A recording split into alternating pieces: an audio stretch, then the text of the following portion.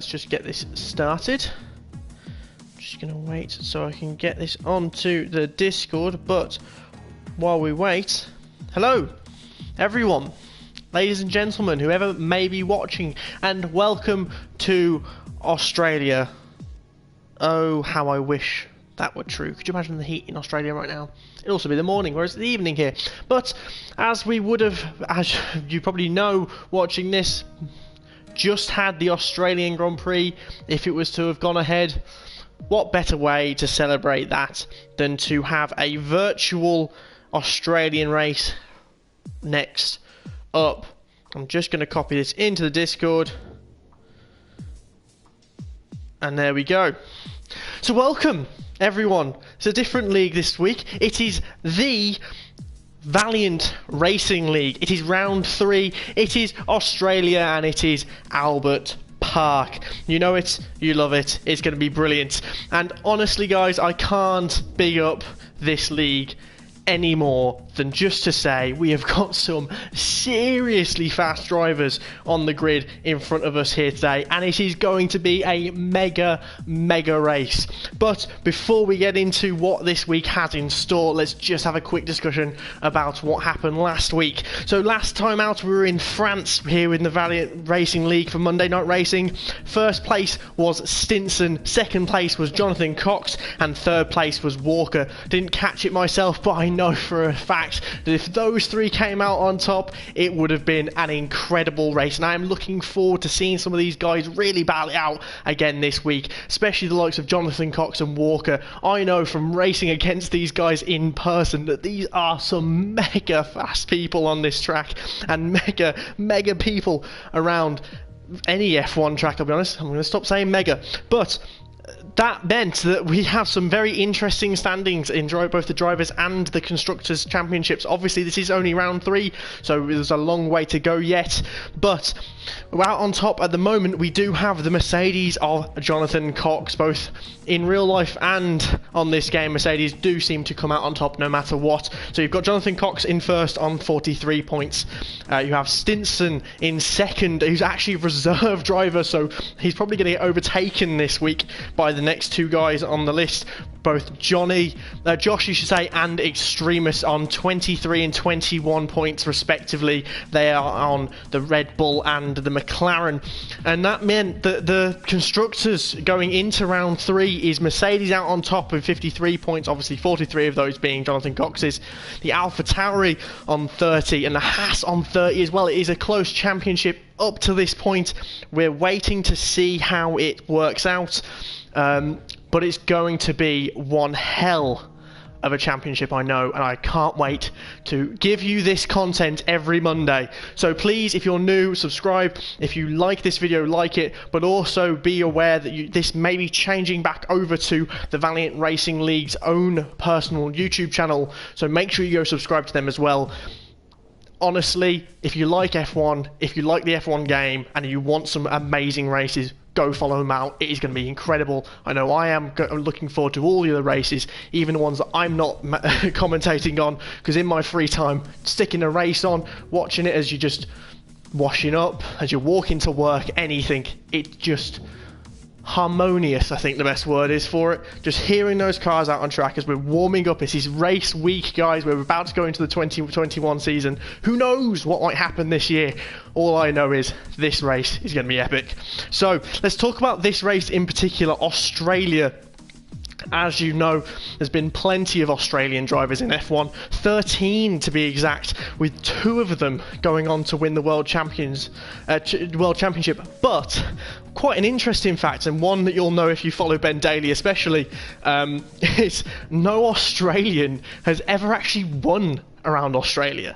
When you think about the likes, you've got Danny Ricciardo and Mark Webber, and obviously Jack Brabham and people like that from beforehand. But these two drivers have been in race-winning, championship-winning cars even, especially Danny Ricciardo, who knows what might happen this season. But then, those drivers have not won around here. Obviously, Danny almost got a podium, I think it was in, I want to say 2014, but I don't think it was. No, it was probably later than that once he got into Red Bull, but he got it taken away from him just due to I can't remember the exact reason. I think he just got a grid drop because of either disqualification or something like that, but he was so close to winning. But yes, we haven't had an Australian winner around this circuit. But what's actually quite interesting about this year's Grand Prix, and about also what's similar, I'd say, to the 2018 Grand Prix, is that all 4 champions we have on the grid, so that's Lewis Hamilton, Sebastian Vettel, Fernando Alonso obviously being back this year, and Kimi Raikkonen still somehow at the age of 41 carrying on, all of them have actually won around Australia. And actually, Melbourne itself has a synonymous name, I'd say, for world champions, because of 13 of the last 22 times this Grand Prix has held the season opener, the winner of it has carried on to become the world champion that year. 13 of 22.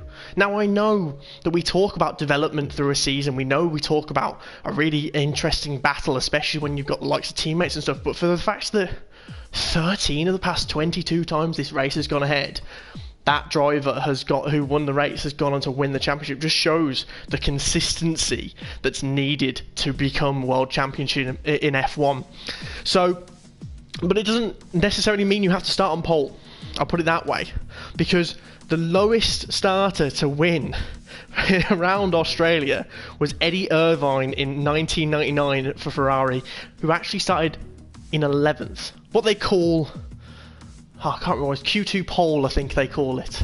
So where you start on the fresh rubber, and get a complete choice of tyres, and you get to react to the situation ahead of you. So could we see someone who's not starting in the top 10 win the race this year? I don't really know. I think it's going to be interesting. Let's hope we have an incredible race. I do wish luck to everyone. We are still going to wait a little bit further because I think we've got some people. So we've got another couple of minutes just to kill. So let's tell you a bit more about last year's Grand Prix. I'll say last year's, actually 2019. We didn't have one last year because obviously COVID.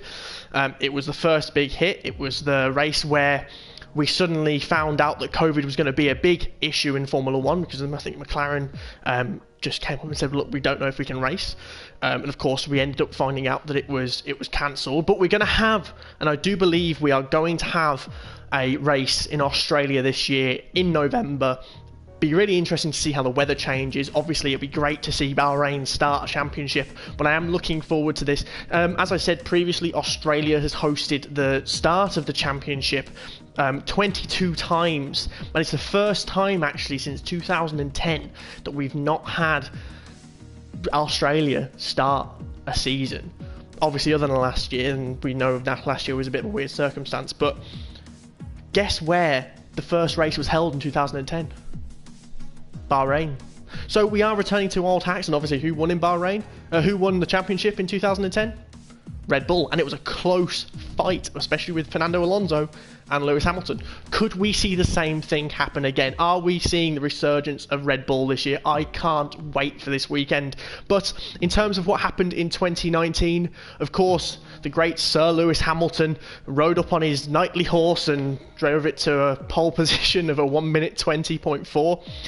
However, he didn't win the race, but we did see a podium of what I'd say is the usual podium of Bottas, Hamilton and Verstappen, but in that order. We didn't have Hamilton out first. So yeah, it's going to be interesting, I'd say, to see who comes out on top of this in this Grand Prix. I've just seen a comment of Australian History Channel. Yes, you do get the full BBC Two package here with me. You get all the history, you get all the little tidbits, because I've got to kill time, and it's difficult talking to myself.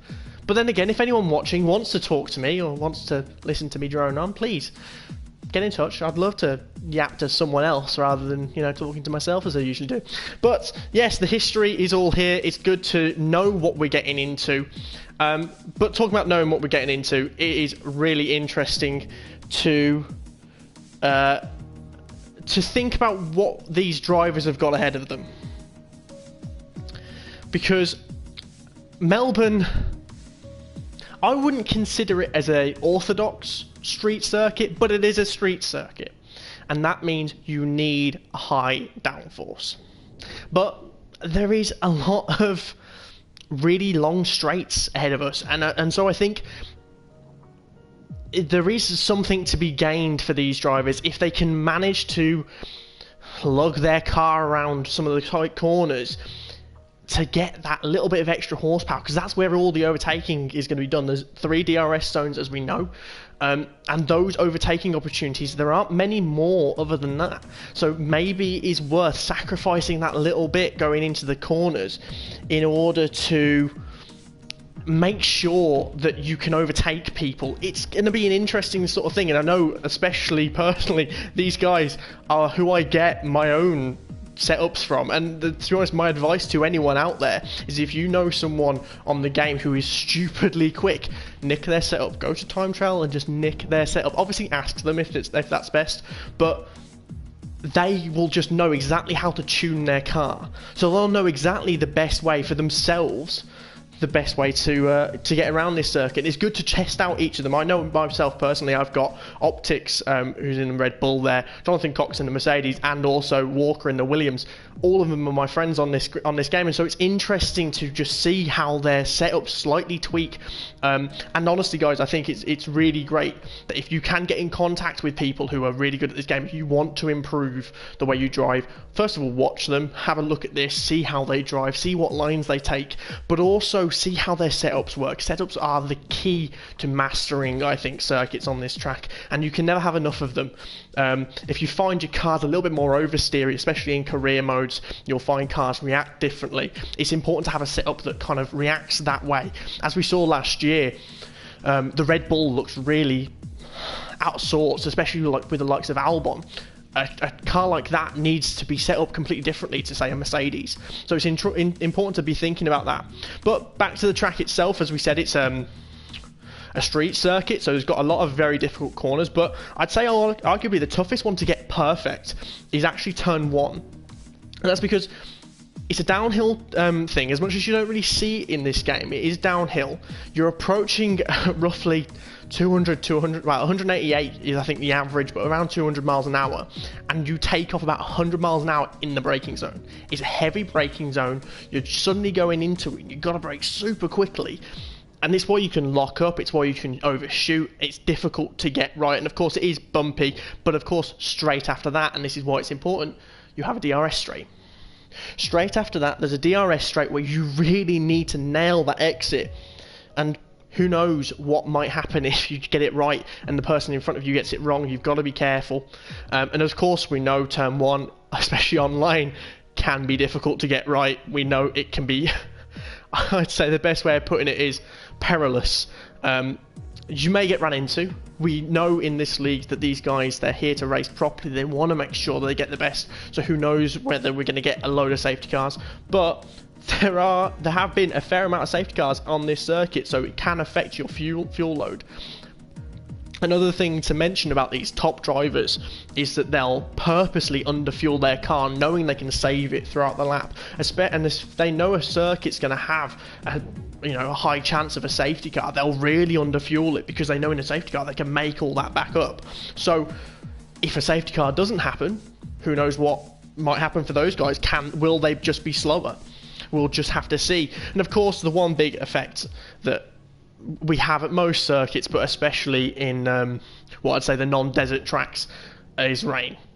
Rain will completely throw a race. We won't be able to tell really, but the drivers certainly will. If they look on the radars, they'll be able to see if rain's expected, see if they should be setting up for a wet race, or see if they should be setting up for a dry race in a wet qualifying. And I think I saw in one of my previous videos on one of the Wednesday races I was doing, is that you had a wet qualifying but a dry race, and they had to really set up their cars for that dry race, and it meant they're sliding all over the place. And on a street circuit like this, you want to make sure you've got the traction coming out of the corner to make sure that you can get some speed up. Otherwise you're just going to be sliding, you're going to have wheel spin, it's going to be difficult. But if everyone's in the same boat, who knows? We do look like we're gearing up to the race now. We're getting most people going ready. Okay, we've got 28 seconds left, so I'm going to place a bet, guys. I'm going to say I reckon the top 3, I don't know exactly which order, but I definitely think Jonathan Cox will be up there, I definitely think Walker will be up there, but I'm going to put Oh, I'm going to go out on a limb, and I'm going to say, I reckon Optics. Optics will be on the podium. I just have a feeling that Optics will be good this race. He's catching up with a lot of people in terms of speed, in terms of improving his game. Who knows? Let's have a look at see where these guys end up. Obviously, you've got Extremist, who is kind of usually on par with Optics. See if he can get it back up. Obviously, he's currently in third in the standings, waiting to overtake Stinson, who's a reserve driver. So, we are ready to head out onto the circuit. Let's see who's going to be first out as we wait for it to catch up with it. And here we go. Who are we waiting for? Are we going to have someone drop out? Are we going to have someone sort of not be able to not be able to connect? We've done this before where we've been waiting and suddenly we've realised someone's not able to connect and we've been waiting for about 10 minutes. So we will keep an eye on our Discord as well.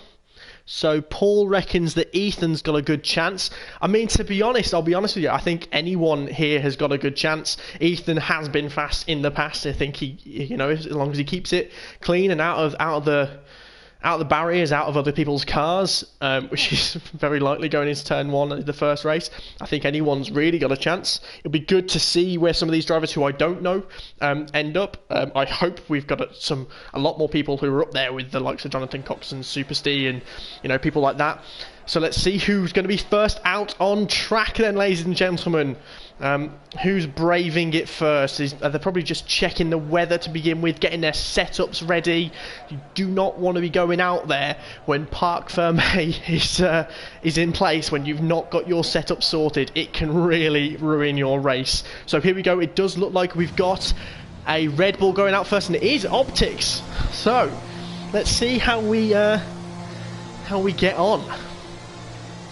Probably going to be warming up. He's got his soft tyres on. He's not trying out on a medium. A lot of these drivers will go out on mediums first just to make sure they get a feel for the track. Let's see, is anyone else going out? Doesn't look so at the moment. Right, well, while we get ready, while people are on their out laps, we will just get this sorted. So we'll have fitted. I think we'll have fitted out. We want all the telemetry. We want to see what these guys are doing. We want a full track map, as you see the beautiful circuit there. As we see, there's a Renault, a Mercedes, and then I believe that's an AlphaTauri. These blues, I tell you what, it's going to be a nightmare next season. So yes, we've got Super Steve, iStreams, Ustreams, we all streams for iStreams, and Fire, who's also out. I'm glad Fire's managed to make it. He was having a few issues with that's a brush with the wall there by Optics. Don't usually see people pushing on this outlap, but we'll go on board and see how it goes, because broadcast does not always work around this track. So he has got a fairly nice line through those S's, which I'd say are more the typical street circuit sector. But we'll see how this first lap goes for Optics. I'm not exactly sure what we should be aiming for here. I think after those first runs, we'll soon see exactly what these guys are capable of, but for now it's just kind of testing the waters. I think a lot of these drivers are going to be thinking the same thing. He's a bit edgy going through that final corner there, but we'll soon see. As we go into this first DRS zone, down to the first braking zone, we see people backing off there. I assume a lot of, it didn't quite hit the apex there, which is probably alright line. He's got a fairly wide line through the DRS into the DRS zone, so he's doing alright at the moment. I think what happened there in Sector 3 was probably the Mercedes backing off and just going quite slowly to get out of each other's ways to begin with. So we see Optics go through this first sector. He's going up to the line now. He's a 27-second first sector, pretty much almost dead on, which is fairly decent actually. Obviously it says purple at the moment. We of course looking out for track limits, because it is a bane, I think, of every league racer's life, is the fact that track limits are just something that happens. We do see yellow flag, and it looks like a Renault stopped on track at the moment, but I think they're just getting out of each other's way. We've got another sector there finished from Optics. As he goes into this third sector, we're going to see how he does. I do want to kind of stay on track with him at the moment, just to see how this full lap goes. As he goes through this difficult right-hander, very understeering, very easy to get onto the gravel there as you go through the penultimate corner. Another very clumsy corner when you've got people around you. Got a good power going through that last corner, and he comes across the line in about 5 seconds time with the 1:21.1. It's not a bad first lap. So we'll go out to see how Super Steve's doing. I know he's on another lap. He's a 49 seconder to begin with. No one's, well, I don't think anyone has currently broken track limits, which is good to see. But we do see that Super Steve gets a very wide angle through there. He's on the medium tyres, so he's not going to be quite as happy as I'd say Optics is. But we'll soon see. He's a 1:23. I think that's a fairly decent time on a medium compound tyre. It did look like he was a bit exposed with traction in that final sector though. So we're going to go down towards, so Tirash is coming out, Callum's on a lap. He's just gone fastest in the first sector. That's an interesting one. I don't know Callum, so it'll be interesting to see how he does. Jonathan Cox is still in the pits. He's backed out of his lap though. So let's see who else is on track. We've got, let's see, who's that? It's going to be iStreams, I'm imagining, who's right behind. Who he's getting out of the way for. He's just gone, Grimo's just gone fastest with the 26 in that first sector.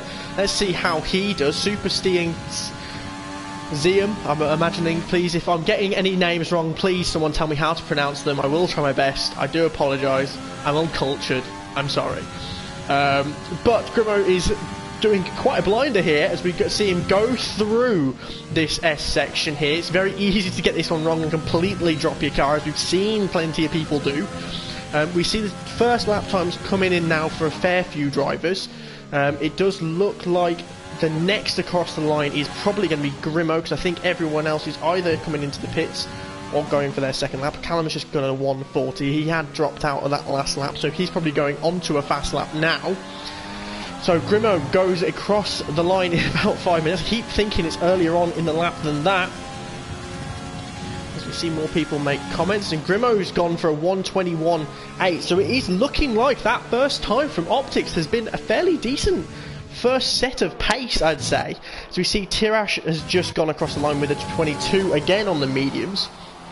So who else is on an outlap? So I think Ethan's on his fastest at the moment. I do think someone is cheering him on in the there we go, I catch him just as he goes over the line with a 1:21.4. To be honest, Optics seems to have really set the bar for a lot of these guys at the moment. We've seen some guys are on hot laps. Okay, right, Walker is on a hot lap on a medium tyre. Walker, I'd say, alongside Jonathan Cox, is one of the fastest guys in this league. So it'll be interesting to see how he does in comparison to those top guys on the softs. See if they can get anywhere near them. I'm not saying that Optics is not as fast as these guys, but I think even he personally would say, yeah, I'm not that level. He's very good, don't get me wrong, much better than I am. But it's interesting. It'll be interesting to see, as we see he's gone fastest in that first sector. Again, guys, these guys are doing so well, and that's Fire, who's just came onto the chat saying hi. Mate, you should be driving. Why are you talking to me? As we see Ethan gets very close to Walker there. So, what can Walker do on this medium compound tyre? See him go through this middle section. Let's see how he does going up to the end of this third sector. He's going quite fast, and look at the lines he takes through these corners. It's just seamless. I think, oh, and he's broken track limits. Right, let's go over to Jonathan Cox, see how he's doing. I think one of the things to notice about these guys, and one of the things that I think Martin Brundle was saying about George Russell, is that, and also I think what he said about Jenson Button, is the way that they drive is so fluid. So the way that they move the wheel is one fluid motion. It's not constantly correcting.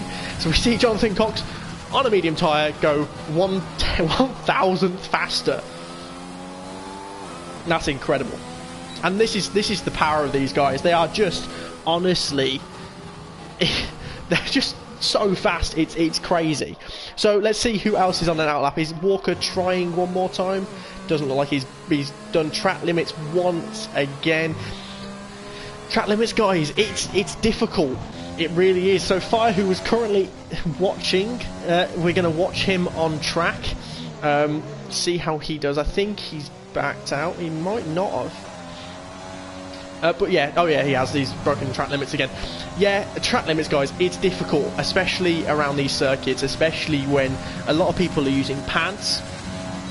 It's difficult, I'd say, to keep it in within those lines. I mean, we'll probably see during the race a fair amount of penalties going ahead, just because you put a slight bit. I think Codemasters missed his braking zone. Oh, that was close from Fire.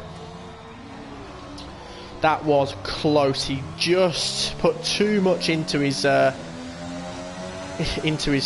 throttle there. I'm unsure whether he's using traction control or whether he's just on medium or whether he's completely off. But he did seem like he just put all of his power in there, just spun his tyres up, almost did the same thing as what George Russell did in Imola, and went into a wall. But luckily he managed to save it.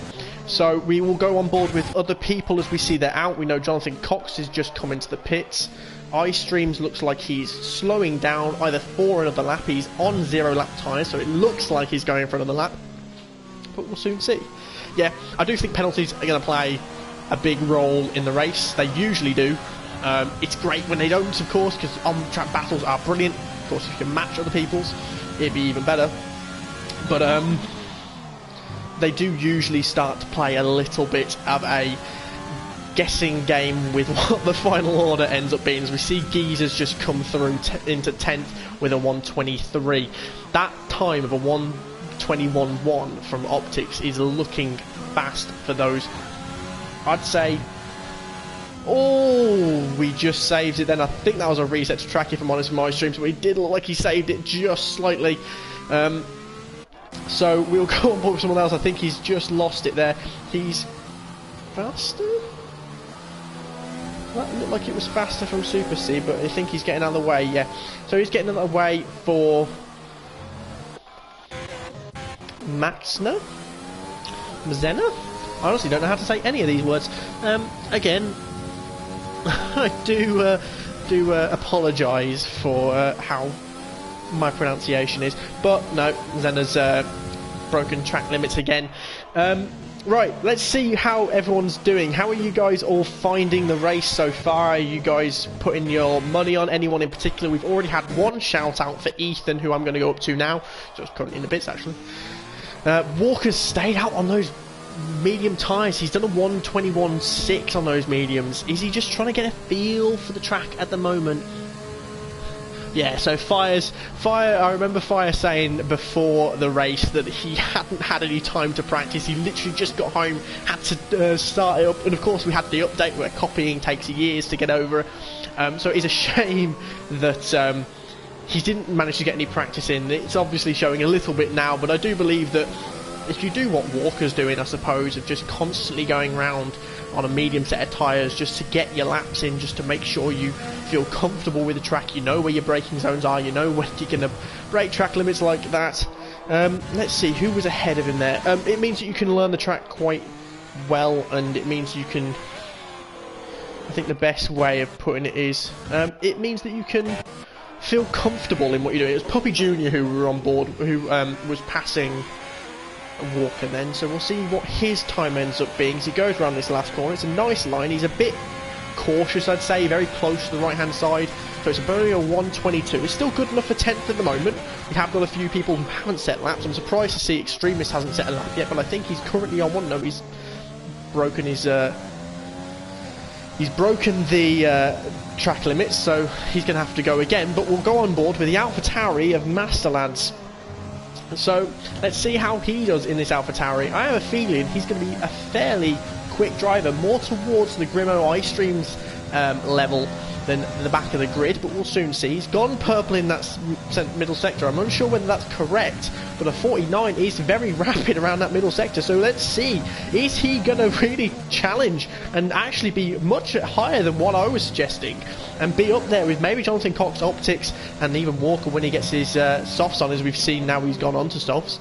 So let's see what this time ends up being. It's a 1:13 moment going around this last corner, very tight to the right hand side, pushes the limit to the left a little bit but not too much. It's a 1:19.20, 21.6.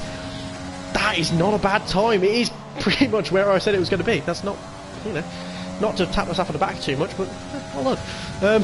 That was impressive. So let's see who's out on an out lap at the moment. We've got Ethan out at the moment, as well as Zium. I'm going to get used to pronouncing these people at the moment. Currently on an out lap. I think he's actually on his He is. So let's stay on board with Fire. I don't know if he's still listening to me. I hope I don't put you off. I'm very sorry.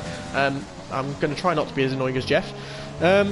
So let's see as he just catches the corner a little bit. That Ethan is one to watch. He's really been pushing him, and I honestly believe him, to be honest. 4th place at the moment is not bad showing at all for just your first sort of lap. So let's see how it all ends up. We've got 4 minutes. He's just going in a little bit too hot into that last sector. He just, either his brakes are too hot and he's just not getting the sort of speed he needs to on them. He's not getting the rotation as much as he wants to. You can tell he's frustrated just by the body language of the car. So let's see, he's going to have a time lap on the board, which is a good start. It's a 1:23.4, which obviously isn't the best, but it's a good start for someone who's not practiced, as we see him break track limits straight away. So the extremist is still not out. We've got, right, so Maxon. I'm going to go Maxon. If whoever you are, please just let me know how to pronounce your name, because I have no idea. I will try my best, of course. I want to make sure that everyone feels welcome here, and it's not just the ones who have easy names who feel welcome. But we'll stay on board with him to see how he does. So let's see who else is on the lap, on the mini-map. So we know Ethan is currently, I think, backing out of his lap. No, he's a lot further up, actually. Someone, I think it's probably Zim, but we'll keep an eye on all of them at the moment. It does look like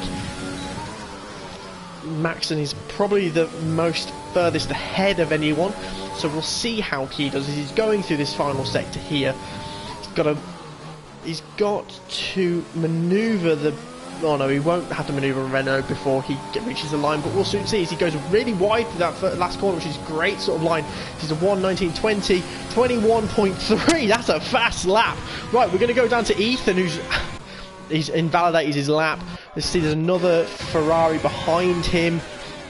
Ziam, who's also invalidated his lap. That looks like 2 Red Bulls behind him. So it is Wayne first, but he's invalidated. So Optics is currently on his fastest lap, I believe.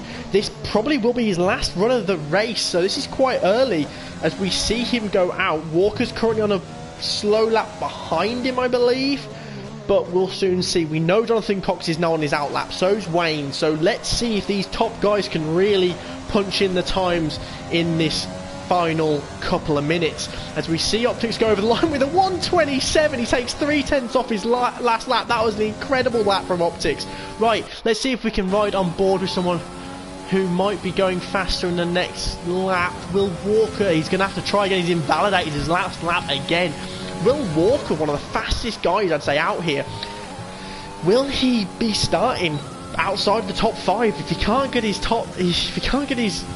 track limits right, he's going to really struggle. So we know that Walker's currently out on the fastest lap. So is Maxon, so is Wayne, and Jonathan Cox is about to start one. Master Lads obviously is behind him. Ethan's still in the pits. He's not going to get out again, and nor's Master Lads. So Maxon's gone back in as well. So it looks like it's either between Walker or Jonathan Cox, who might actually... We might get a shocker. We might get someone just come in and just go and absolutely trounce someone. I hope we do. Extremely still hasn't set a lap time. So Super Steve gets out of the way. Walker is on his fastest lap. He has gone fastest in that middle sector by about 5/10. He's almost broken track limits there going through those S's as we see him head towards turn 13. Let's see if he can get his braking zone right. He goes very quickly down the gears as he goes towards turn 14. This is a very understeery corner. Can he get it right? He does run wide, but not wide, not too wide as he goes through the penultimate corner. Again, a lot lower speed. You feel like you're going very slowly. He goes to the final corner, goes round, not too wide. So let's see, it's a 1:17, 18, 19. Is he going to go into the 20s? It's a 1:20.2. That's crazy.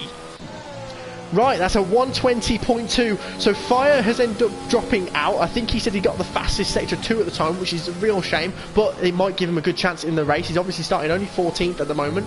He can get up there, can get some decent points. Let's carry on board with Jonathan Cox. Can he set a faster time than Walker as we go through the end of sector 2? He is purple. He is up by 6/10, which is a crazy amount of time, but it's not enough at this moment in time to get faster than Walker. Let's see. Extremist, I do apologise, I've missed Extremist going 3rd at this point in time. That's a great lap from Extremis. It's his first time lap out there, but he's managed to set it, which is really good. So we see Jonathan Cox going through this penultimate corner, very slow speed. He gets the wide angle going into this last corner, nice and close to the inside, nice and wide on the outside. Let's see how he can do going across this final corner. So 1:19.5, people. So not only did we get 2 times faster than 2019's pole, which of course we know that these 2020 cars are a lot faster, but we got a 1:19.5 from Jonathan Cox. We broke the 19 barrier, but also he's on pole by 0.7 of a second. Will Jonathan Cox walk away with this if he keeps that pace up for the entire lap, which of course we don't know if he will, but if he does, that would be an immense race. But this is going to be a great battle behind him as we see Walker and Optics and Extremis all within a very close distance of each other. Then of course you've got Wayne, Maxon, Ethan, Callum, Masterlads and Tirosh and iStreams and Grimo and Supersty all within a second of each other in that 21-second barrier. Then you got likes of Puppy Jr., Fire, who of course we know was quite quick but sadly couldn't quite match it up together, and Zium behind him. We've got Geezer and, to be honest, FT, who is a very fast driver, up there with the likes of Jonathan Cox and Walker. But yeah, who knows how this how this race is going to go. At the moment, my prediction is still standing with Jonathan Cox, Walker and Optics, but Extremis is quite close behind, so who knows how this is going to turn. FT is a very fast driver. I think he's going to be very good coming from the back, but it will be interesting to see how many overtakes he can do. It is not the kind of track where you can make a load of overtakes, but that does not mean that you can't make any if you are a lot faster than everyone else, which he might be. He's also got a choice of tyres. He might make it work. Ethan has commented saying that he ran out of time and he invalidated his lap. Yeah, it's a shame, and it is a difficult one, especially around these sort of circuits where there's not much room. You've got to make sure that you've obviously got a lot of space in front of you, but sometimes you can just miss the timing. As we saw in Monza, I think it was 2019, where the battle between clear air and actually getting a lap in can sometimes be quite difficult. I don't know if that's what happened with Ethan, but it's difficult. As we just see, Maxon has actually commented on the Discord saying he doesn't want to talk about it, so obviously something went wrong there. I don't exactly know what happened, but it'll be interesting after the race to find out how everyone's doing. I'm loving this so far. Let's see how the race goes. I don't know what the weather's going to be like. I don't know what the tyre strategies are currently going to be like. I imagine it'll be a one stop, but it's a 50% race, so it could be 2. This track can be quite hard on your tyres, and of course we have got the likes of safety cars to factor in. Chances are that we'll be making more than one stop, and if safety car comes in especially, your strategies are going to go out the window, but we'll soon see. I believe it will be a formation lap to start with. Yes, it is. To anyone who's new to this, who doesn't know how formation laps work, to be honest, to people who probably haven't done formation laps because they don't normally do them on my career or on who haven't raced in any leagues or anything like that, the best thing to be doing, the only thing you're concentrating on in this formation lap, other than not crashing into anyone, is getting your tyres ready. I'm concentrating on making sure that we've got the right stuff on here at the moment, but no, you want to make sure your tyres are in the right temperature, because you don't want to be starting on the wrong temperature. Here we go. Okay, so if you're starting on soft, it's either soft to hard around lap 19, lap 9 should I say, or a soft medium. So a lot of these guys are starting on stuff. You've seen the guys in the bottom starting on mediums, especially including FT. iStreams has started last. He was in the middle there. That's interesting. So those guys will be going straight on to softs after that, and probably softs for the last stint as well. Some of these guys may go for a one-stop. I've seen it happen in previous races where someone's just pulled a one-stop out of the bag and made it work. It is very difficult sometimes, especially we've got high abrasion circuits like this, But yes, tyre temperature, you will go nowhere. If your tyres aren't in the right temperature range, which is usually around 85 when you get to that point of no return around this final sort of sector, you're going nowhere off the line. And if you're racing online with very competitive drivers, you want to make sure you've got the best start possible. You see, if you watch famous YouTubers, I think the best example of it I can think of is Ben Daly, of course Australian, but he always gets terrible starts in his My Team, and I don't know the exact reason for that, but you can see the detriment that has on a driver's whole race if you start off badly. So we'll see these guys line up for now. We'll start on broadcast mode, because it's always interesting to see how the whole pack reacts going down that first corner.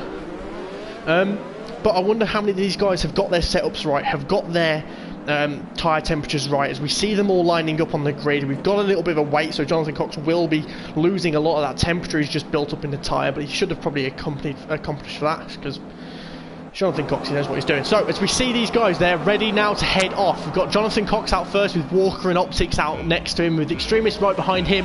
So we've got 3, 4, 5 lights, and the where it says is go, go, go, and it's an amazing start from Optics and Walker by the looks of things. We will stay on board with Jonathan Cox at this moment in time, just because we know the leaderboard, he's got pushed off there by Walker. But it does look like at the moment it is Jonathan Cox led by Walker, with Extremists going up into second place, and they've got the 2 Red Bulls right behind him. We have got an instant out of the back with the Renault, and that's an instant with, I believe it's actually Walker spinning there.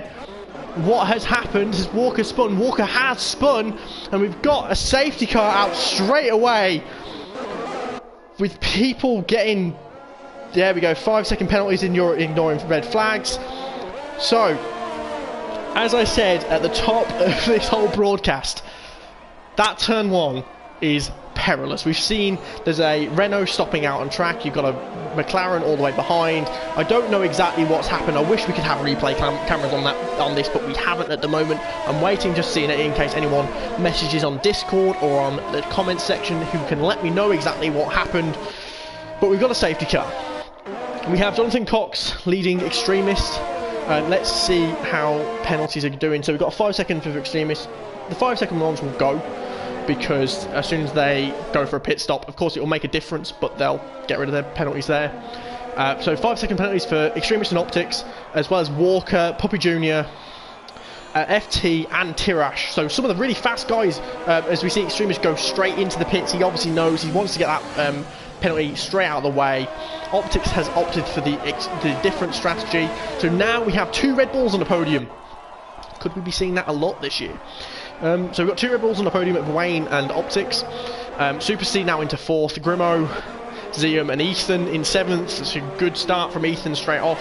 Let's see how the differences in position. So yes, so Ethan stayed pretty much the same, while Zium and Geezer, actually it's not a good start from Ethan, I do apologise, but so Super Steve, Grimo, Zium and Geezer have all gone up between 8 to 9 places. That's pretty decent. Walker is a serious shame for Walker, because he's fallen straight back. And he's a real challenger for Jonathan. Can Optics keep Jonathan Cox honest going from here on out? We don't know. He has got a 5-second penalty still to take with the pit stop. So as long as he can keep up to Jonathan Cox, he's got a good chance of making him maybe make a mistake. Who knows? But it'll be interesting to see. Again, these guys are going to be concentrating on warming up the tyres to make sure that they don't start the safety car at the end of the safety car with completely just cold tyres, especially with guys who are behind them, who are slowly catching up at the moment. You've got a McLaren there starting to catch up. I think that's probably Extremist, the first of the pitters, starting to catch up now. They're going to be on both fresh tyres, which are, let's see, mediums. That makes sense. You want to go for a long run now. He can go medium though, so it's always good to see if he can do that. But they're going to be on fresh tyres, so as much as it's only a 1 lap, and those softs are probably going to be faster, straight off the line they probably won't be. I'm going to pronounce my letters at some point. So Paul is really in the comments, really cheering on Ethan. I do hope that these guys do well. To be honest, I don't really mind who wins this, as long as we've got some good driving and good battling ahead. I honestly couldn't care, to be honest. In general, in terms of the racing in F1, as much as I am a Brit, I don't really care who wins as long as it's good racing. As we see, I think Jonathan Cox there is, yeah, he was challenging Burt Mylander in the safety car there a little bit, but he's probably just doing what Hamilton in that Mercedes would do and just pushing him a bit too much. Wouldn't be surprised if he's getting on team radio and complaining how slow he's going. He wants to get this race under the way now. We have got more people pitting, so that's Callum and Master Lads both pitting. Unsure exactly why. Unless they got damage, I'm not exactly sure. So Paul, yeah, he's going in hard, he's not backing out at all. He reckons that Ethan is going to smash it. I honestly reckon to be honest, if we had the top 8 all absolutely bombing it, all keeping up with Jonathan Cox, all being in battles with each other, I reckon we're going to have an amazing race. And to be honest, I really hope that's going to happen.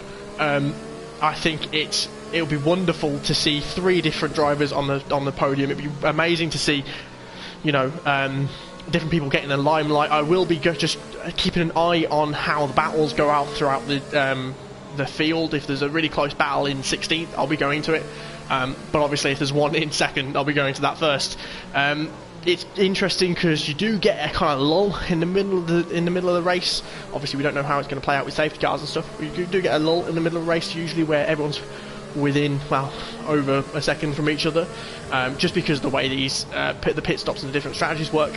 But usually they close up quite quickly. We have people, of course, they're only human, they're not exact racing drivers, they make mistakes. As we see Jonathan Cox now start to back up the pack a fair bit.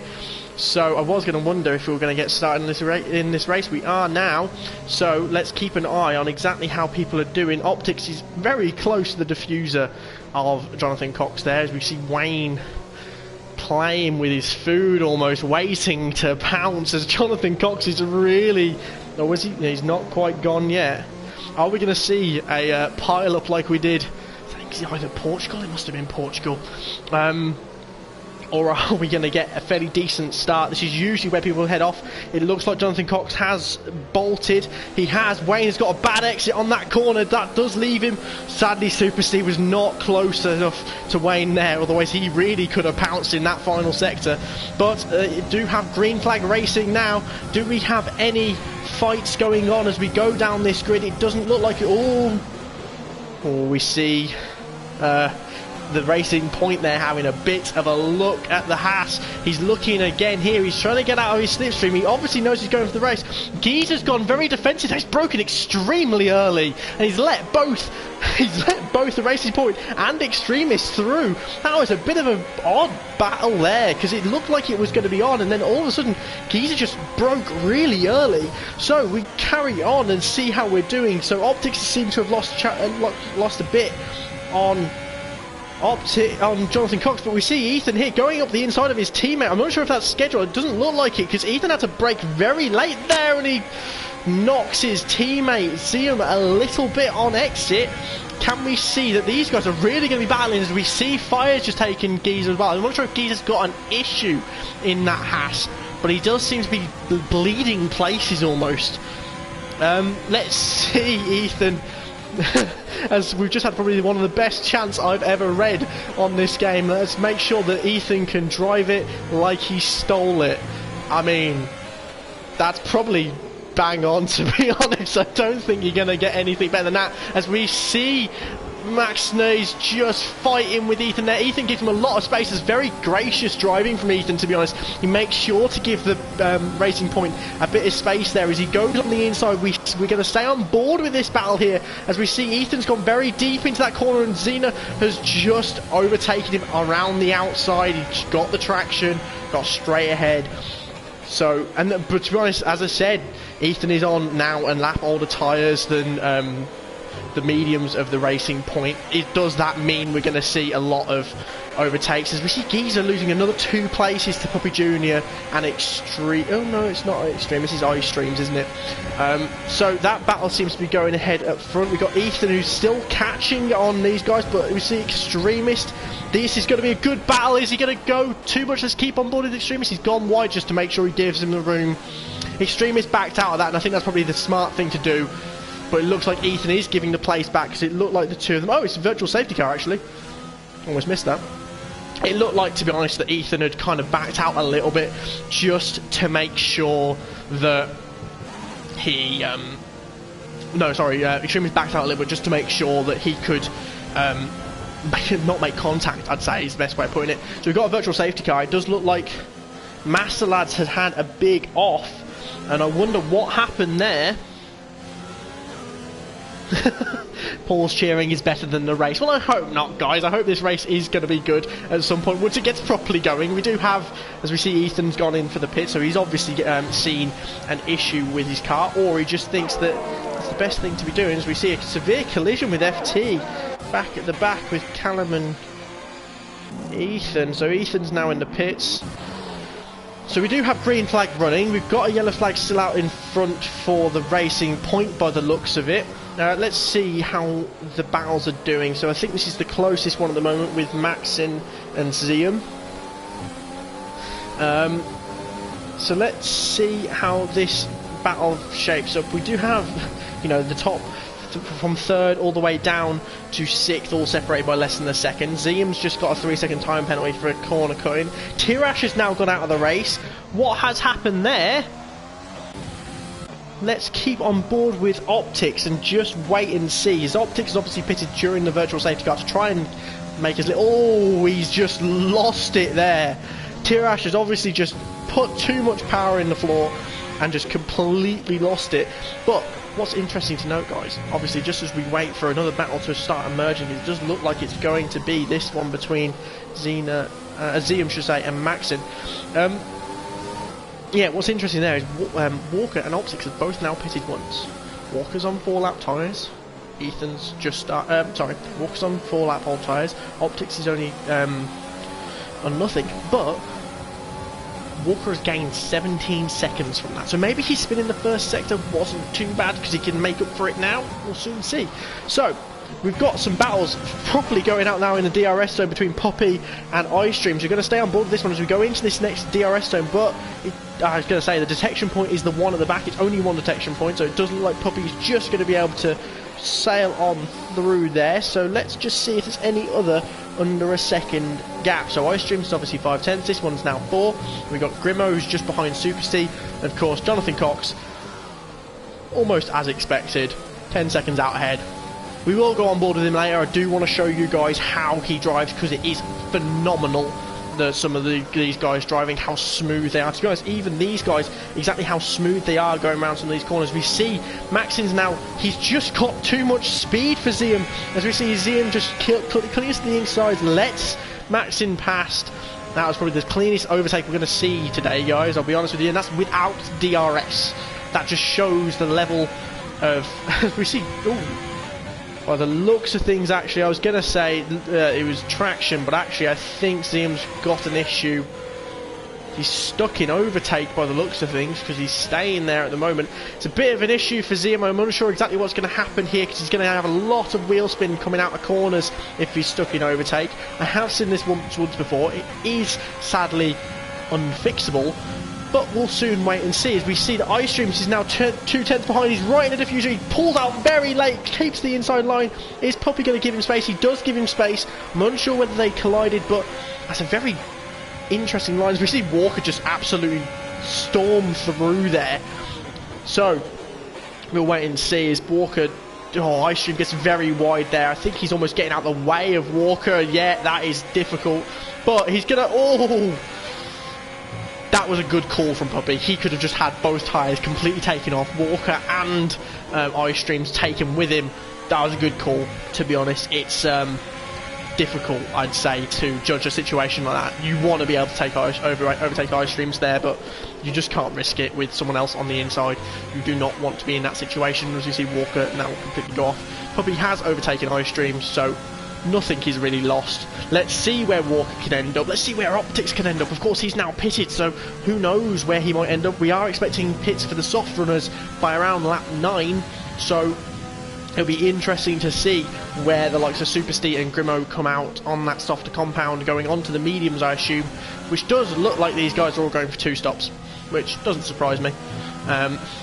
There is one person on the hard, but I really doubt that hard tyre is going to go all the way to the end, but he probably will go onto a soft after that and see how it goes. So, as we see, iStreams now We see Grimo's out front at the moment. Let's see where he is. He's not in the DRS zone at the moment. We've got iStreams going into DRS here. He's not going to overtake. Let's go up to Grimo. And Extremist goes up the inside into 4th after pitting. That's a good position for the Extremist to be into. To be honest, Corey has done a very, very good job of getting himself into 4th after those instants and after the penalty in the first couple of laps. He's gone very wide there, but he's going to be looking for hopefully a podium by the end of the race. Let's see. Let's just see how it all goes, really. I think it's too early to call at the moment. It'll be interesting to see where those the guys on the soft compound tyres end up coming out. As we see iStreams is still only 6 tenths behind. Maxon is still very close to Extremist, but they're about to go through a DRS zone. Let's see how these guys come out of these S's. This isn't really an overtaking opportunity, I wouldn't say, but this, to be honest, we've got a tight little group here behind Super Steve, all the way down to iStreams. Has got this like tight little group of these guys who didn't pit, who pitted, should I say, on the first couple of laps, but who then haven't pitted afterwards. So Extremist is in a very good position here, as we see these guys getting a little bit out of shape through these corners. We go down to Walker, who's right behind Zium. I expect this to be a very quick overtake. It is. That's not surprising. Puppy is right behind them, about a second behind, so let's see if he can catch up. iStreams is still behind them. That's not enough to try and catch up there. Callum Tyler seems to be having an issue here. I'm unsure exactly what. As we see, Fire's had an issue. I'm unsure if that was a battle that happened. It did look like Callum had gone up. He seems to have crashed maybe a little bit. He's got a lot of debris on his left hand side here. Oh, as we see Wayne as an AI, but it's not ghosting, as we see. Whoa, what's happened here? Super C's had a big off. Sorry guys, I completely missed that, trying to figure out what was happening at the back there with Fire. He has, I'm waiting to see if they're pitted. Yeah, so Wayne's crashed, he's gone out now. But I'm not sure exactly what happened with Super Steve. His tyres will be going off now. He's going to be really feeling it on those tyres, but he seems to have just dropped it going through that middle sector. As we see, iStreams has now completely crashed out. Let's go on board with Ethan and wait until we get round. I'm expecting those soft runners. Well, I was going to say I'm expecting those soft runners to pit, but actually they are past the point of no return.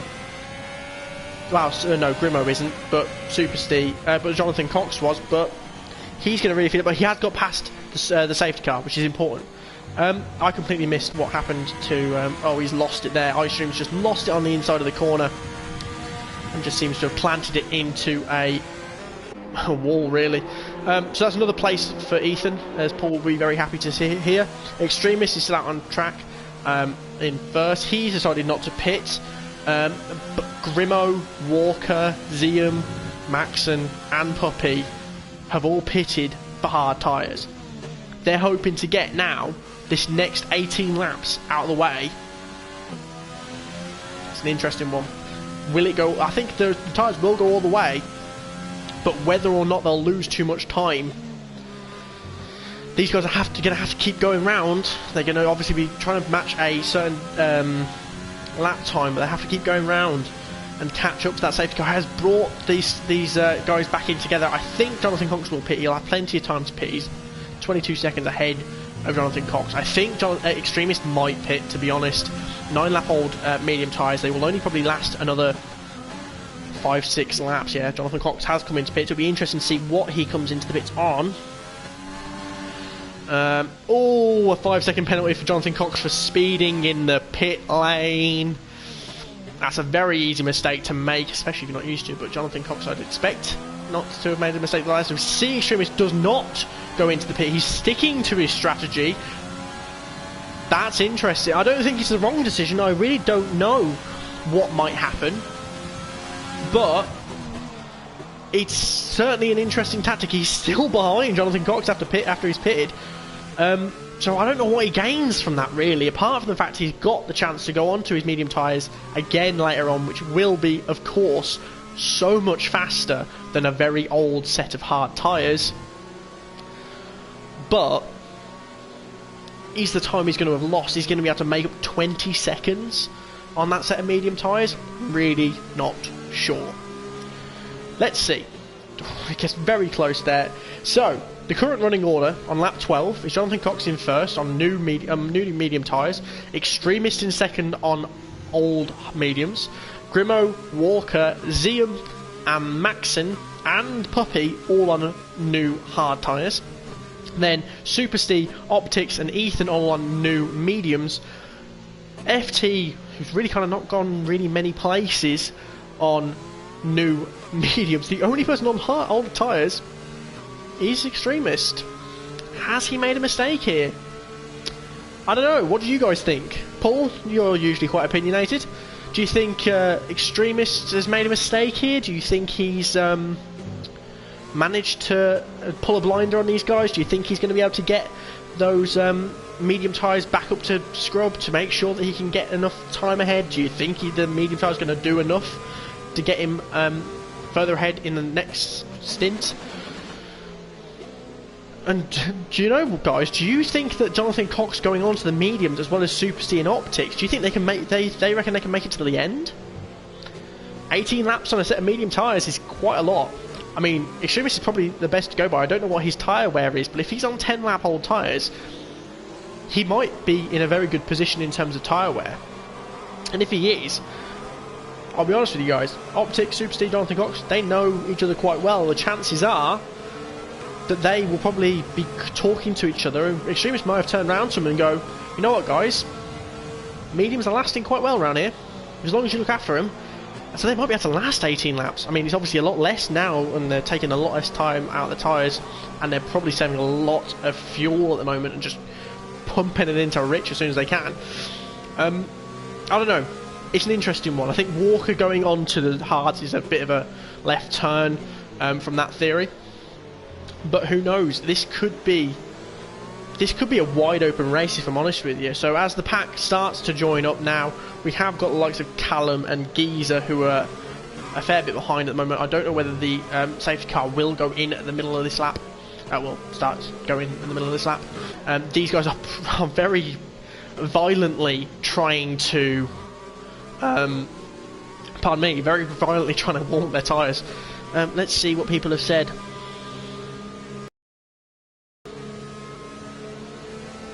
Yeah, so even Ethan, who's driving at the moment, thinks that Extremist is hoping for another safety car to pit. I mean, we've had two already, as well as a virtual safety car. I think we've had two virtual safety cars. It's an interesting thought that we might end up finding more people crashing out as we see. Yeah, so safety cars in this lap. The back markers of Callum and Tyler have caught up. So Jonathan Cox gets a big on his brakes there. I'm unsure whether Paul is currently pulling my leg or whether he's actually being serious. Just absolutely, he's the hype man for Ethan. Ethan is the only person on track who's got his own hype man, and I'm here for it. I really am. So, as we're about to get ready for the start of the 14th lap, safety cars coming in this lap. Jonathan Cox is backing them up. We've got Jonathan Cox, Extremist, Grimo, Walker, Zium, Maxin, Puppy Jr., Super Steve, Optics, and Ethan making up the top 10. Let's see how they go. Extremist has had a very, very difficult start to that lap, but not as difficult as Grimo, who's just not obviously got the tyre temperature ready to be able to get that Renault moving. Walker is right behind him on his tail. Is there any other people who seem to have struggled? Optics and Super Steve. Optics has really sent it going into that first corner. And Paul has confirmed, yes, he is very serious. You know what? I believe you. Ethan has had amazing races. We see Optics completely send it there. It's a bit of a dive bomb, and it's caused Super C to have a bit of an off. Oh, that's right. These guys are fighting now. Yeah, don't get me wrong. And Ethan, the up-and-coming kid that he is, has just gone and taken them straight out, as in taken their places straight from them. You know, gone, well, if you guys are going to fight, I'll take it off you. As we see, Walker's now overtaking Grimo. Walker is now up onto the podium. Yeah, I understand Optics, that was a little bit of a dive bomb. but Super Steve reacted very aggressively towards him. I'm not sure whether he just lost control of his car. Obviously, I wasn't on board at the time. Who knows what might happen. As we see, Puppy Jr. and Ziam have just completely collided and gone into the side of the wall to each other. As we see another safety car. Right, is Extremist gonna pit? Here we go. Ethan even basically called it, saying that he was waiting for another safety car. He is gonna pit. Yeah, good decision. Very good decision, Extremist. I mean, the pack is still very close together, but he doesn't get a penalty, so there we go. Jonathan Cox has now got a 5-second penalty with Walker right behind him. Right, here we go, guys. Ethan's up to third, and Walker's in second. Right, this is the fight that Paul's been waiting for. This is the fight that we've all been waiting for. I'd say a proper matchup between Jonathan Cox and Walker. I'm waiting to see what the comments are like. Yeah, the hype man is officially back. Optics is back up to fourth. Obviously, Extremist has just pitted again. Will these guys have to pit one more time? We think the hard compound runners won't. We believe that the medium compound runners didn't, but they probably don't now, especially because there's obviously a lot more laps underneath the safety car to save your tyres. But we have Walker right behind Jonathan Cox, the two fastest guys I'd say on the field, other than FT, who's found his way up to fifth. Man, guys, this is going to be a titanic battle. We were unsure what's going to happen after the race. Obviously, with incidents and reporting people, we don't know what happened on that first lap with Walker spinning. We don't know what's going to happen with Optics and Super Steve. But we have now an incredible race on our hands in the last, I can't do maths, 14 laps. I can do maths. But here we go. This is going to be a titanic battle. These guys, honestly, I'm going to probably stay on board with these guys as long as they keep up with each other. Probably stay on board with these guys a fair bit, and obviously Ethan right behind him, because who knows what might happen there. As Paul keeps saying, he obviously is someone to be looking out for, so he might keep up with him as well. But this is going to be some masterclass driving, if I'm honest with you guys. Walker's going to be on obviously a lot harder. He's on a harder compound tyre, so he may be a little bit slower. But these guys are going to be fighting for the win, I reckon, now till the very end. They're really going to be pushing it. So Optics down here fourth, as we know, started third. You've got Ethan, who's an AI out in front. I think that's just him paused, if I'm honest with you. I don't think that's him clocking out. I hope not. But we have an interesting fight on our hands. The safety car goes around for another lap. Everyone's caught up with themselves. You've got new tyres for Extremist, Grimo and Maxon. Some very fast guys. I'd say probably the fastest, well, I wouldn't say the fastest 11, because Tirash, Master and also Puppy Jr. are currently out of the race. But some of the fastest guys, I'd say, on this game are currently still in this race. It's going to be really interesting to see who bolts it, who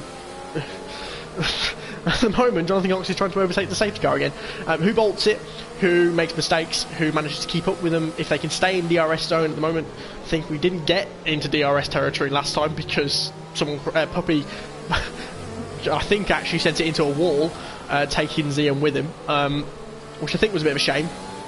I think he's commented on the Discord at the moment, saying oopsie daisy, so I imagine it wasn't purposeful. But we'll soon see how this race unfolds. Walker is going to really have to aggressively warm up these tyres. It's going to be really difficult for him, because the hard tyres, I mean, take a real life example. The hard tyres, there we go, safety cars in this lap. The hard tyres for George Russell in that Williams just didn't want to warm up in Imola, and he sent it into a wall because he was just trying to get so much heat into them. Those medium tyres are going to be a lot easier to heat up, but we're going to see some real tactics here starting out. Walker is going to really play with Jonathan Cox. He's going to almost push him to the limit, try not to hit him and get a 5-second penalty. Of course, that's another thing to take into consideration. Jonathan Cox has a 5-second penalty. Is that going to really play against him? Is this going to be decided by a 5-second penalty? Who knows? But we've seen then, we've got Optics and Ethan right behind him again, playing mind games. We're going to right on board with Ethan, not just to make Paul happy, but also because it's probably going to give us the best view of this start, as Walker's just... I don't know what happened there. Optics has had to pit because he must have gone into Ethan. That was both the most anticlimactic and climactic way of starting that race again. What in the world happened there? Ethan's tyres are cold, he's just had to go off. FT is going to be right on his back. We're going to watch this battle, but Walker's just let Jonathan Cox almost go. I don't know what happened there with Walker. There'll be probably some explanation at the end of the race. Ethan's had a 5-second penalty because of the collision with Optics. Optics has now gone out of the race. He must be so frustrated. I'm unsure exactly what happened there. Ethan had to basically, I think, back up because Walker, he couldn't overtake Walker. Walker seemed to have an issue, but of course, because it was so close to the safety car line, there was no, I don't know what the way to put it. There was no, that seems to be Optics back on track, but he's definitely boxed and retired anyway. Yeah, he couldn't overtake him because there was no space for him. Ethan had to back out, and of course that meant that Optics, I have a feeling, went into the back of Ethan, but I'm not exactly sure. So FT's losing track of Ethan here, who's sort of cemented himself into third place. Super Steve's right behind him. Walker's back up. Oh, that's why Walker had to pit. I'm honestly so confused, guys. I don't know if anyone knows any more than me. You've got Ethan up into second, FT into third, who started last, and Super Steve a little bit higher. I don't know what's happened with Walker here. He seems to be pitting again. I'm unsure if he's retiring. We are going to keep an eye just in case anything big happens out front. So Geezer's had another 3-second penalty. I don't know what's happened with Walker. Right, well, this is now a very interesting race. It looks like FT's gone at a 3-second time penalty. Grimo's going slowly. Right. Let's have a hope that FT and Ethan can give us the battle that we thought we were going to get. Because honestly, I have no idea what happened there. Walker's in the pits. We've got penalties everywhere. So we've got a 5-second penalty for Jonathan Cox, 5 seconds for Ethan. So those two are currently evens. FT is has got an 8-second penalty. He's going to need to make up a lot of time on Ethan to make sure he can try and finish second. We're waiting for comments just to see what might happen here. But Ethan is currently in second place. He's in the hot seat really because one of the very fastest drivers is right behind him in FT. This is my first time seeing Ethan. I don't know exactly how fast he is. If Paul's to be believed and the hype man is to be believed, this guy is very, very quick around here. I'm, to be honest, at the moment inclined to believe him. As you see, Extremis is only 7 tenths behind Super Steve. FT has dropped back a little bit from Ethan, so I'm unsure what's happening here. Right, let's go back to the tyres. So it's interesting to note that Extremis is on obviously a lot lower tyres than everyone else. Walker's gone on to softest as well as Max, and I believe those two are probably going to go for fastest lap now. There's only 10 laps left. 22 seconds is a lot of time to make up. Obviously everyone else is on a lot harder and a lot older tyres, so who knows. As we see, Extremis has now dropped back a little bit from Super Steve. We've got FT, who's just absolutely bombing it, trying to overtake Ethan as much as possible. He's not getting held up at all. These guys are pretty much even on pace at the moment. Obviously FT's on a harder compounder tyre. There's going to be a point where FT's tyres are going to basically outlive Ethan's. Whether we're going to reach that before the end of the race, 18 laps is a long time. We have had 2 safety cars, so that's probably more around the 13-14 level, but it's still a long time on medium tyres. He's going to be really struggling.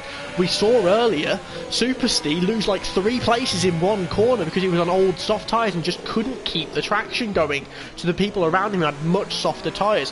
So this group of people is still very close to each other now, right behind Ethan. So we've got FT, who's just a slight bit behind him. Super Steve's only a second and a bit behind FT, and then we've got the fact that Extremis is only 7 tenths now. He's at 4 tenths for FT. He's going to keep going. He's now got DRS one more time. He's not going to get anywhere near close enough at the moment. He has got, though, a full tank of ERS left. It's going to be difficult, I think, for Ethan come lap 25-26 to keep FT at bay as we see Extremist, who I think he's going to be in the same position as FT really.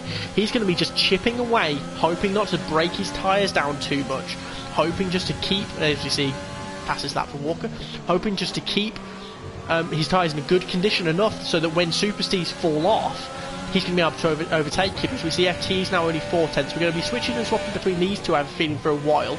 We go towards the DRS zone with FT and Ethan. Ethan's having a bit of a awkward get out of that corner. So we see FT take a look. He's not brave enough to try it down there. Is Extremist? No, he's not. So we're going to wait until we get to that first corner.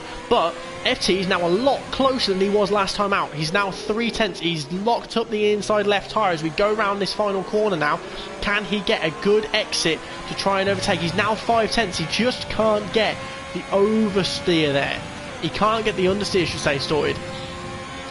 I think the lack of downforce in that dirty air behind Ethan is just meaning that he, coming out of that last corner, you can't get the right speed, the right angle to get around the person out in front. So here we go, we've got Extremist on Superstea here. He's not brave enough to go on the inside like Optics did there, and I think that's probably a good decision. It would have been a bit of a dive bomb. So we'll wait and find out. We'll stay on board with Extremist here. He is the closest coming into this very tricky, as I said, almost, well, very much a street circuit of a Sector 2. A lot more than you'd say the other two sectors are. So here we go. He's within 2/10. He's right in the diffuser. Very lucky not to break his front wing. He's got a much better exit there than Super C. Super C's really pushing him. No, that's bad. Super C just did not give him the room. That's difficult. I'm sorry, Super Steve. That's going to be difficult to defend.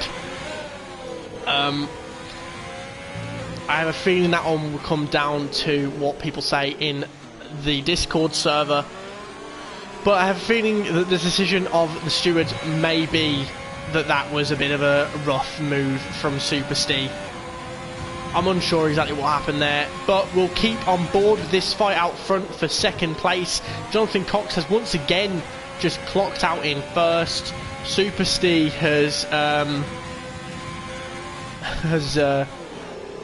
I don't know, he's pitted, he's gone on soft tyres. I think he knows that he's messed up a little bit there, but I'm unsure whether that's enough for what exactly happened. It'll be interesting to see what happens, but anyway, we'll go on from here. We've got Callum Tyler, who's just caught up to the back of Grimo now.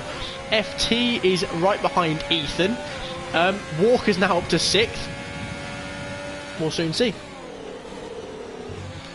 He's keeping him behind him. He is certainly doing superb at the moment, Paul. To be honest, Ethan has just... he's been that brick wall that I think Paul is describing. He's kept it in the right places. He's done a very good job of keeping a very fast driver behind him. He's obviously just got a 3-second time penalty. Let's see the time penalties now are, as we see FT's taken a bit of a look there. So I don't think these guys are any risk of falling behind Grimo, because Grimo is 24 seconds behind, but they're now equal on penalties. So this really is the track position now. It has just become a lot more of a difficult race, I think, for Ethan. He's going to really have to keep putting his car in the right places. I remember, actually, one of the things I always remembered, I don't know if you guys, how the age of the demographic you guys have been watching, but I started kind of watching really once Hamilton got into it in 2008, so I missed the Schumi years. I remember when he first came back, there was a race in Spain, I think it was in 2010, where Hamilton was just really trying to get at Schumacher, really trying to get past him in Spain, and Schumacher was just keeping calm. He wasn't going absorbently faster than Hamilton, but he was just placing his car in all the right places. And for me, that's what Ethan's currently doing. He's pretty much the same pace as FT at the moment, but because of where he's placing his car, he's making it so that overtaking isn't impossible. It's just a bit too risky for someone who's in 3rd place when someone's got so much on the line. As we see here going into this DRS zone, you know, I'd say if that was for 9th, 10th place, maybe even minor points, you'd have seen someone trying to almost push someone around that corner. Maybe like brake just a bit too lightly and be right alongside them, almost dive bomb, just to put that pressure on. But it's just too much for FG to do, and it just means that when you come down to this, probably the biggest overtaking zone of the track, especially going through turn 1, turn 2, and then down into turn 3, which is after this massive DRS zones, I think it just means that FT is just too far away. He gets the dirty air, he can't get anywhere near ahead of him. This is just going to be a battle of stamina, because as I said, 14, 15 lap old medium tyres are gonna feel really difficult to keep where you want to on the track. So this is going to be a race of attrition. There's not really any big fights going on. Obviously we see Super Steve is down there fighting with Maxon. I may just go down to them in a little bit once I can see that they're in a DRS zone. At the moment they're just going into one, so we'll see how this goes at this moment in time. It's still at 3/10 between Ethan and FT. They're going through so they're going through a DRS zone now. Is it going to be close enough? Ethan goes again defensive. That's a really smart move. He goes around the outside, he just loses it. You see, it was a great drive, don't get me wrong. FT certainly deserved to I don't know what's happened here, but Ethan seems to be pitting. He is. There seems to have been contact between these two as they go round that final corner. Obviously that little swerve that FT had just kind of tapped Ethan, maybe even broke his front wing a little bit. We may have just missed that bit of damage for him. It is a shame. I do think Ethan probably deserves to be in second place right now, but it was going to be always going to be a very difficult race from there on in. With his tyres going off, I think that was probably his moment to sort of decide, you know what, I'm not going to stay in front of this guy. I've got a free pit stop behind me. I might as well try and go fastest lap and get the most out of these tyres. However, he has stayed in the pits a lot longer than I think even he would have put him down to. He's in there for about 30 seconds in the end. Oh, he's probably getting rid of that 5-second penalty, that's why. So, we're now left with a fairly, I'd say, stagnant grid, but I don't think that's going to stay the way it is for long, as we see Super Steve really attacking Maxon. Walker's right behind and catching Jonathan Cox, but we're going to go on board with Jonathan Cox, as I say, Callum, not Jonathan Cox. We're going to go on board with Jonathan Cox and watch him do a lap around this circuit. I hope it's a good one. It'd be a bit of a shame if it's not. Walker's now right behind Callum, but we'll stay on board with Jonathan Cox, just going through this first sector. So let's just, I think it's important to keep an eye on his wheel. It's not stabs at a corner, it's one fluid motion. It's really important, I think, for the way that you manoeuvre a car. I think Danny Ricciardo once described it as almost like a graceful dance. You're trying to just gracefully float through this, through the tracks, through the corners. You don't want to push the car too much. You're working with it. So we see now. So Jonathan Cox is just carrying on. He's going to keep going as he goes through this big sector. He gets a big change of direction there. He pushes the track limits to their limits. He knows its edge. As we go through this final sector, it's important to now watch his braking zone. I think he's on manual gears. It would be probably a big shock if he's not. Down him very quickly, gets a nice tight edge to all of them. As you can see, through all of these corners, he's hitting every apex. He's getting everywhere, and he just, as you heard there, edges onto the throttle. So we're going to go back down to this fight here between these three. But yeah, he just edges onto the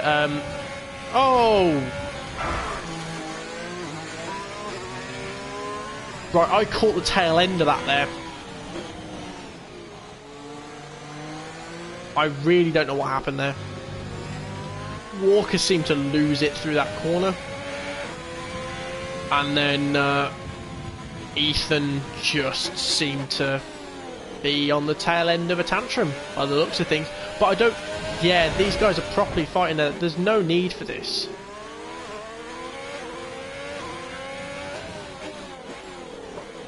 I don't know exactly what's happened here. This race has seemed to ended in a lot of people getting a bit heated, and I don't mean the temperature. Just a lot of people getting very annoyed with each other for any reason whatsoever. As you go on board with Super Steve here, going up into 4th place, yeah, that looked aggressive, I'd say, which I don't think is a characteristic of this. These guys, as we see now, Super Steve just seemed to get a bit out of sorts once again. He's lost his front wing one more time. He's going to have a real difficult time there. Yeah, I think these guys have just got a bit hot under the collar. I mean, it gets difficult. You're racing like this, you want to get the best result you can. Things don't quite go your way. One thing after another just seems to go wrong for you. It's very easy to lash out, especially at the person who's just kind of wronged you. I don't know what happened there between Walker and Ethan. I'm waiting to find out what happened in the Discord a bit later. But yeah, we might go back on board with Jonathan Cox onto the penultimate lap now, as we'll stay on board with him. It's interesting to see what maybe you guys think. I'm unsure whether Ethan is in there in the chat at the moment, but it's yeah, a bit of a difficult race, I'd say, to comment on really exactly what might be happening. I don't have all the angles. I know that the stewards later on will do. But we've seen two instances really. We saw Optics and Super Steve. We saw FT and Ethan, and obviously we just saw Walker and Ethan, where people have just kind of got a bit annoyed at each other. And it's not personal, I don't think. Like, these guys, they're you know, they're not professional drivers, of course not, but they know that it's a game. But, you know, you get passionate about these things. You want to make sure you do your best. Hell, I even get passionate. I can't play a race really without flashbacks, because I get annoyed at drivers who, especially like an AI, they'll do annoying things. We all know the complaints that everyone and their mum makes about you know, online racing on this game, especially in unranked, is that it's pretty much impossible to get a clean race and not be T-boned into the first corner. But I'm unsure what happened there. We'll ride on board with Jonathan Cox as he goes round the track for one last time. FT has just set a fastest lap with a soft tyre. Jonathan Cox has pitted one more time to go onto the soft tyre, try and get his fastest lap. He almost did on the last lap, and then it seems to have gone FT's way. Paul's just commented saying, sugarcoating, yeah, to be honest, I might be a little bit, but I don't know everything that's going on. I've not seen all the angles. Yes, it looked like when we went on board with Ethan especially that he was nowhere near Walker. Walker just kind of lost it on his rear end going into that last, going into that middle sector, and it meant that he thought that, you know, in almost an Ericsson hit me kind of way, thought Ethan was to blame and attacked him. But I'm not sure what happened before that, and I don't think we will be sure until we see Ethan's footage. So we go on board with Jonathan Cox. He goes around the penultimate corner now. It's going to be an interesting race. Well, it has been an interesting race, I should say. I think everyone who has finished has done really well. The driving's been incredible. It has. Just sadly, some of the incidents haven't. Jonathan Cox goes faster than his fastest time, I believe. But he's definitely finished first. We'll see how the penalties lie up. I don't think anyone's going to change position apart from Super Steve. But we'll wait and see. So FT now goes across the line. Callum's just coming home now in third, which I think is a very good position for him. I don't think he was ever expecting to be finished third. I think he's done very well to stay out of all the drama. So Callum comes home in third with a another 5 second penalty. Walker is now DNF'd. I'm unsure exactly what's happened there, but we'll carry on. Maxon comes home in fourth position with only a 3 second time penalty. He's done quite well there, not good enough to put him on the podium. Super Steve's come home in fifth. Grimo has come home in sixth, but he's overtaken Super Steve because of penalties. Ethan, I have a feeling, is going to do a similar thing. He might not. Wait and see. He doesn't. And then Geezer comes home in 8th position. all in all, a very mixed bag of a race. Jonathan Cox has done amazingly. I don't know who I put my driver of the day to. I'm not sure who the computer will give it to. But for me, I'd probably, just because I don't know exactly what's going to happen with what happened previously, I think Jonathan Cox did the best out there, obviously. Ethan will probably be a close second for me. He did very well, but of course I'm thinking I'm going to give it to FT, who just stayed out of it and did a very, very good race to come in second. So let's see who got driver of the day. Yeah, FT. I'm not surprised. He came from like last place to second. It's an incredible drive from him. This is going to mean very little in terms of, I think, position moves come the end, but at the moment it means quite a lot because there's not many races that we've had. It's only the third race. So we see the podium celebrations come in, we'll see the final classification, and then we will finish up here. Thank you everyone who's joined me. Thank you especially to Paul for commenting and keeping me updated with what's happening with Ethan and being a great hype man. I wish everyone had a hype man. Paul, can you do it for everyone next time? Thank you very much, guys. Do you see the final classification? There we go. Thank you very much, guys, for joining me. I hope you have a very good rest of the week. Please come back to Valiant for any other races you can find. And if you want to come back to me, I'll be hosting another race on Wednesday. But you can join me again next week here, same time, same place.